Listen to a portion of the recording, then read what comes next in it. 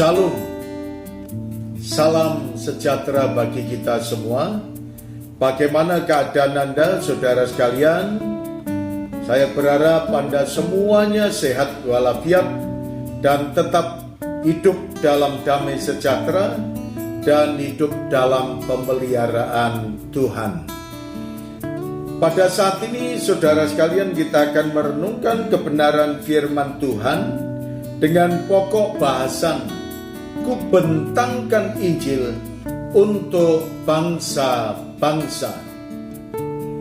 Dalam kitab Galatia pasal yang kedua, ayat yang kedua, firman Tuhan berkata kepada kita, aku pergi berdasarkan suatu penyataan, dan kepada mereka ku bentangkan Injil yang ku beritakan di antara bangsa-bangsa bukan Yahudi, dalam percakapan tersendiri kepada mereka yang terpandang, supaya jangan dengan percuma aku berusaha atau telah berusaha.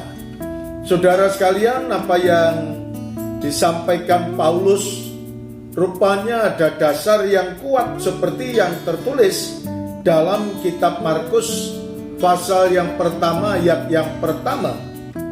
Inilah permulaan Injil tentang Yesus Kristus anak Allah. Jadi kita tahu, saudaraku yang dikasihi oleh Tuhan, bahwa Injil berkaitan dengan Yesus Kristus, dan Yesus Kristus berkaitan dengan anak Allah. Dan anak Allah ini adalah yang dikatakan dalam kitab Injil Yohanes pasal yang pertama ayat yang ke-14. Firman Tuhan menjelaskan kepada saudara maupun kepada saya secara pribadi. Demikianlah Yohanes 1 ayat yang ke-14. Firman Tuhan berkata kepada kita, firman itu telah menjadi manusia dan diam di antara kita, dan kita telah melihat kemuliaannya, yaitu kemuliaan yang diberikan kepadanya sebagai anak tunggal Bapa, penuh kasih karunia dan kebenaran. Nah, saudara sekalian yang dikasihi oleh Tuhan, bahwa Tuhan mengajarkan kepada saudara dan saya apa yang dilakukan oleh Paulus berkaitan dia memberitakan Injil. Injil itu berkaitan dengan Yesus Kristus. Yesus Kristus berkaitan dengan anak Allah, dan anak Allah ini adalah satu kebenaran Sang Firman yang telah menjadi manusia, yang mengambil rupa menjadi manusia yang kita kenal di dalam Tuhan Yesus Kristus. Sekarang apa yang harus dilakukan oleh setiap orang yang percaya kepadanya? Apa yang disampaikan oleh Paulus? Aku membentangkan Injil kepada bangsa-bangsa.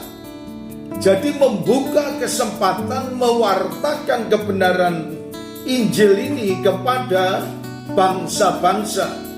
Dalam kitab Injil Matius pasal yang ke-24 ayat 14 berkata kepada kita, dan Injil kerajaan ini akan diberitakan di seluruh dunia menjadi kesaksian bagi semua bangsa. Sesudah itu barulah tiba kesudahannya. Injil harus diberitakan karena Injil akan membawa keselamatan, Injil akan membawa kemerdekaan secara rohani, harus diberitakan kepada bangsa-bangsa. Dan sesudah Injil itu diberitakan, tiba waktunya Kristus datang, dan setiap orang yang percaya kepadanya akan diangkatnya masuk di dalam kerajaan surga. Marilah kita orang-orang percaya, beritakanlah Injil, Injil yang membawa keselamatan. Saudara dan saya ditugaskan untuk itu. Terima kasih Tuhan, kami mengucap syukur atas firman-Mu. Di dalam nama Tuhan Yesus kami berdoa. Amin.